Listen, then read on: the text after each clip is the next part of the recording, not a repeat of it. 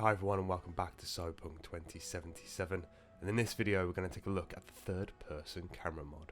The mod is very much a work in progress. It is a little janky and a little rough around the edges, but it's come a long way in a very short period of time.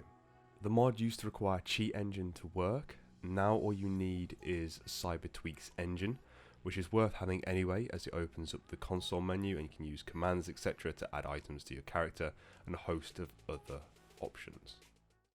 So let's go over installation. So the first thing you need to do is obviously download the mods. You need the Cybertweak's engine and the third person mod.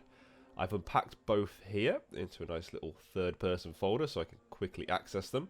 The first thing we're going to do is install Cybertweak's engine. So we need to open this folder here. You can see it's version 1.83 and basically copy the contents of this. Right click, copy into your Cyberpunk bin x64 folder, which is where you installed the game. So for me it's God Galaxy Games Cyberpunk 27 bin x64. If you install via Steam's or the Epic Games Store, it will be slightly different at the start here. But basically you want Cyberpunk bin x64. Let's right click and paste those in. You can see we've added the plugins folder, global INI license, and there'll be a version DLL down the bottom here. Now, plugins is where most mods for the Tweaks engine will probably be installed, so it's worth knowing where this folder resides within your game directory, just so you can quickly access it, etc. for other future mods. What we need to do now is go back and install the third person mod. We're installing version 4 here, so make sure that you have the corresponding Tweaks engine version for the version of the third person mod, sorry. So open that folder. Plugins folder is all we're really interested in here, and we can actually literally just copy this over into that x64 folder again, and this will add things into the plugins folder that we added with Tweaks engine. So paste that in, and now we can go through, open plugins, over Cyber Engine Tweaks, open mods, and there we see JB third person mod. And if we cycle through here, exactly the same folder structure, and it's this Lua file that we're most interested in being present within our game directory, and it's the Lua file that powers everything.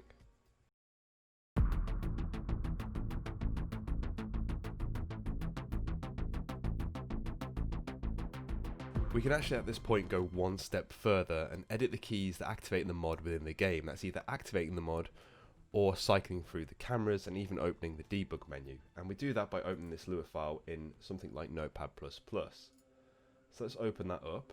And what we need to search for here is get async key state.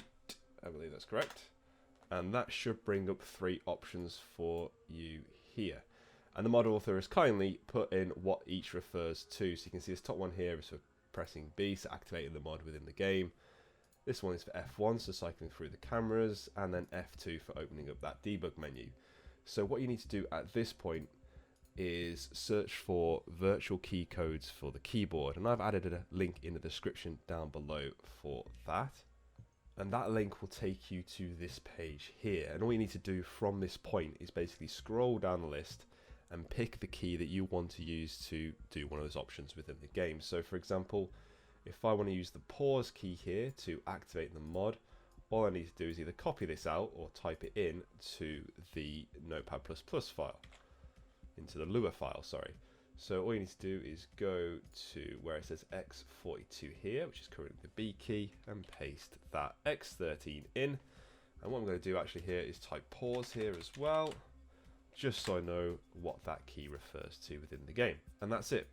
That key will now be used to activate the mod. And you can do something similar for cycling through the cameras or activating the debug menu. It's really that easy. There are also other options in here. You can see that we've got each of the 4 cameras here, and these are the camera coordinates. You can go ahead and edit these if you wish, or even add your own cameras, just as the mod author states here. Just remove or add cams to your liking. So you can add more lines here. This will add more cameras to cycle through with that F1 key, etc. Really quite cool that you can go ahead and do this. It's really quite easy to do once you've messed around with it for a bit.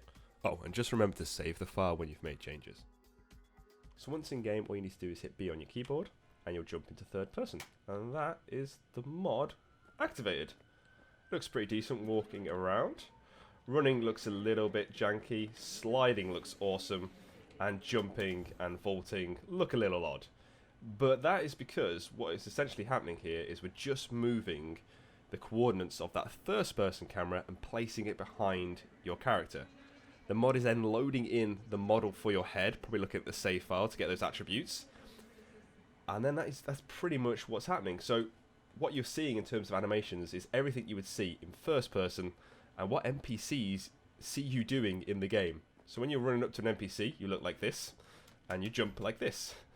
That is pretty much it. So it also means that when we do combat, we look like this to NPCs in the game. Actually without a head though, so it probably looks a little bit better. Because as you can see, the head is static because there are no animations or movements tied to it. It's just an asset being loaded. Like a piece of clothing almost. Just static there, ready and waiting. Pistols are a little bit more tricky to use as well. Basically, I do not advise using combat within this mod at the moment. What I'd like to see added, actually, if it's not possible to add third-person animations and models, etc., is if once we maybe draw a weapon, the mod flips you into first-person view again. So you can walk around and everything in third person, and then once you go into combat, boom, you're in first person. I think that would be quite a nice effect.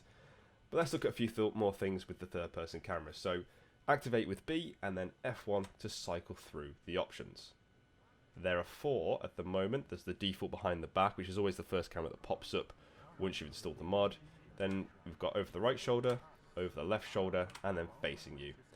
Now, facing you is a bit strange in terms of how it operates, but if you walk forward, obviously you're going to be walking towards the camera, because your character is still going to move on the axis that you're defining is forwards and backwards. The other thing is, if we use the zoom in and out keys, which are 9 and 0 on your keyboard, in this instance 0 will zoom out and 9 will zoom in.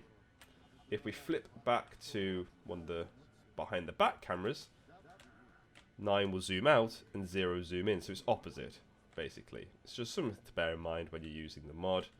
But 9 and 0 zoom in and out, and you can get pretty far away from your character using this as well, which is pretty nice. I do like the potential for video creation with this mod. Look how far I'm getting away from my character here. It's pretty insane. Basically, we're on free cam mode here, just drifting further and further away from my character.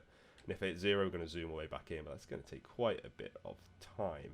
Unfortunately, if you hit B here and go back into first person and then hit it again to go back into third person, we'll still be all the way zoomed out because it remembers the last camera that you were on. So if I was looking at myself there, it would go to the looking at yourself camera, right shoulder, left shoulder, etc, etc. Whichever camera you were on before you went back to first person mode, it would once again go back to the camera when you hit your activation key. Again, just something to bear in mind. The other thing to note here is that headgear is currently not available with the mod. I don't think headgear shows up in the attributes of your save file or wherever this mod's pulling the information from, so therefore things like glasses, hats, etc. won't appear on your character. All you'll get is the base attributes, so the nose you chose, the mouth, the hair, the eyes, etc. That will all be loaded in, just not your headgear or any clothing items that you have equipped to your head. Once again, please do bear in mind this is very much a work in progress mod, and it will continually change over time. It's a little rough around the edges right now, but it's a fantastic achievement by this mod author so far. If you want to check out the mod, there's links in the description below, both to the mod and its prerequisite, as well as some other useful links you might find helpful around this mod. If you do use the mod, please do endorse it on the mod page. Once again guys, thanks for watching, and I hope I'll see you in the next one.